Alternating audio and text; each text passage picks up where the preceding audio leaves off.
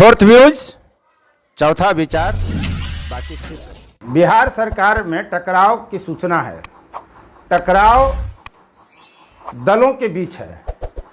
3 वाम दलों ने और अन्य 2 छोटे दलों ने मांग की है बिहार सरकार से, मुख्यमंत्री से, और पूरी उम्मीद है कि सरकार और खासकर नीतीश कुमार और तेजस्वी यादव अन्य सहयोगी 5 दलों 4 दलों की बात शायद नहीं मानेंगे। मामला क्या है, यह पूरी बात हम आपको बतलाएंगे। और दूसरी बड़ी बात यह है कि क्या बिहार के राजद, जदयू, कांग्रेस, वाम दल, हम के हजारों कार्यकर्ताओं को कोई बड़ी सौगात सरकार देने जा रही है। सरकार देगी, हिम्मत करेगी। आप देख रहे हैं फोर्थ व्यूज, मैं उपेंद्र कश्यप, नमस्कार। बिहार में 20 सूत्री समिति का जो गठन है वो 2005 में जब नीतीश कुमार सरकार में आए थे तो हुआ था, और उसके बाद जब एनडीए पार्ट 2 की सरकार बनी तो फुल फ्लेजर नहीं, यानी आधे अधूरे तरीके से 20 सूत्री की कमेटी का गठन हुआ। उसके बाद लगातार सरकार से मांग की जाती रही 20 सूत्री कमेटी के गठन का, लेकिन नीतीश कुमार के कान पर जू नहीं रहेगा।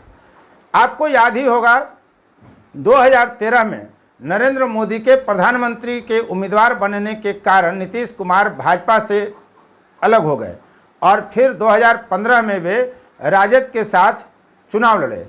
राजद और जदयू की 2015 में सरकार बनी, तब भी एक फार्मूला तय हुआ था। कांग्रेस भी तब सरकार में थी।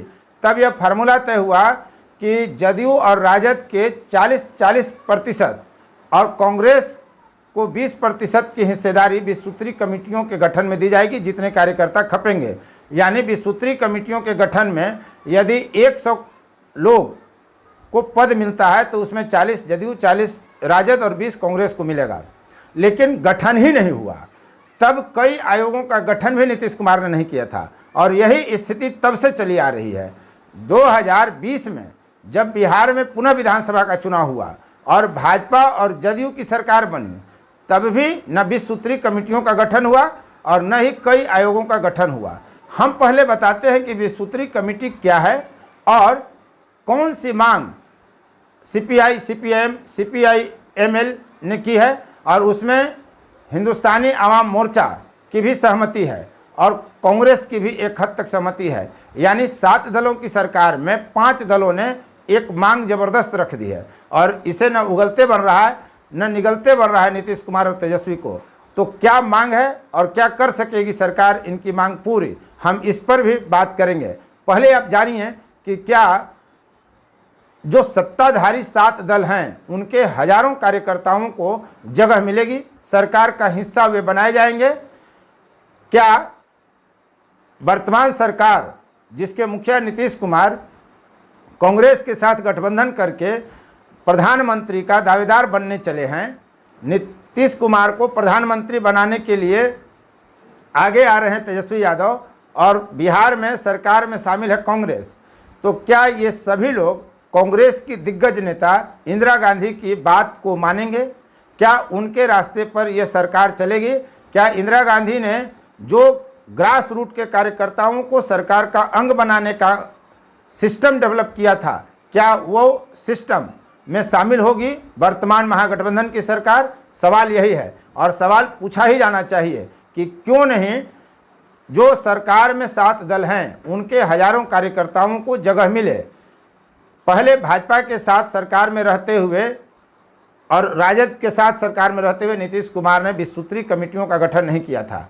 20 सूत्री कार्यक्रम क्रियान्वयन समिति बहुत से लोगों को याद होगा और नई पीढ़ी को शायद याद भी ना हो। जब 2005 में भाजपा और जदयू की सरकार बिहार में बनी थी तो इस कमेटी का गठन हुआ था बहुत लंबे वर्षों के बाद, और फिर एनडीए 2 जब सरकार बनी तो आधे अधूरे मन से, फुल फ्लेजर नहीं, 20 सूत्री कमेटियों का गठन हुआ, लेकिन उसका लाभ न कार्यकर्ताओं को मिला न ही आम लोगों को मिला। दरअसल सत्ता अब कार्यकर्ताओं से डरने लगी है।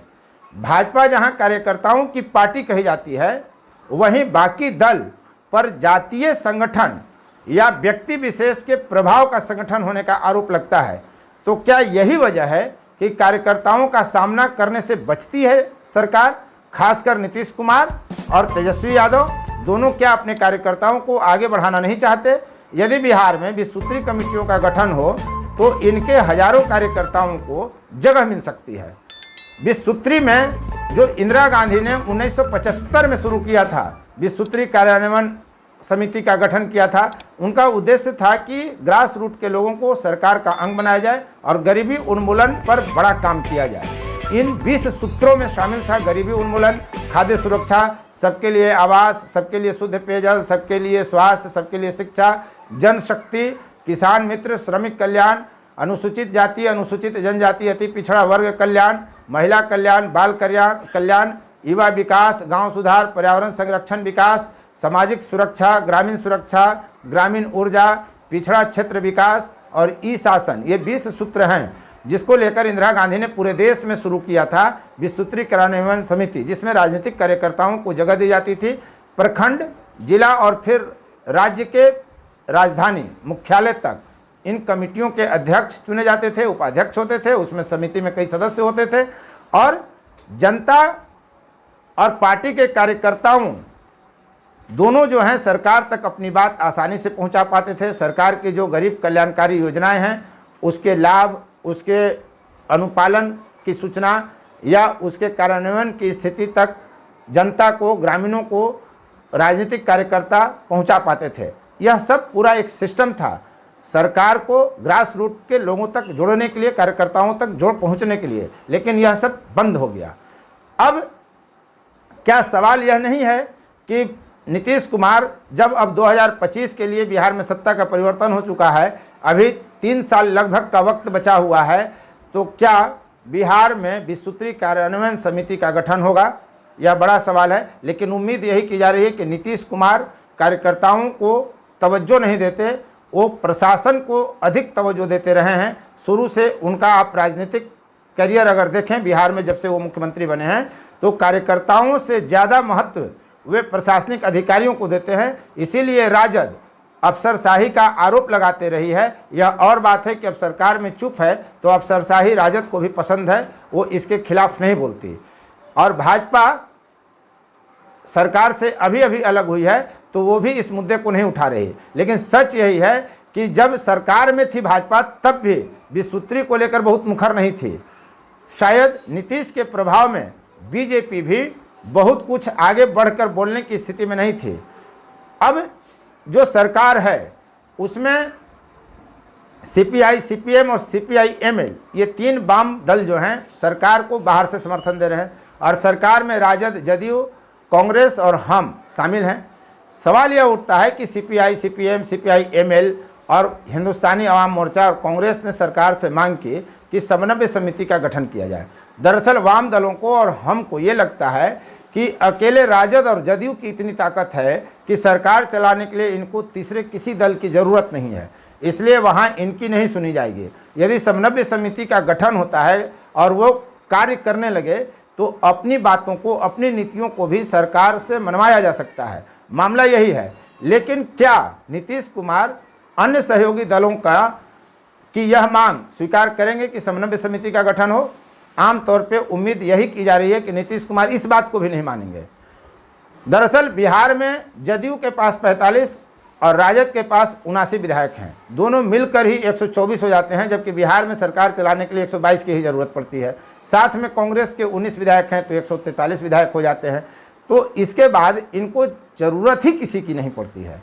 तो बाकी दल वैचारिक मुद्दों के बहाने, विचारधारा के बहाने सरकार में या सरकार से सटे हुए हैं, शामिल हैं।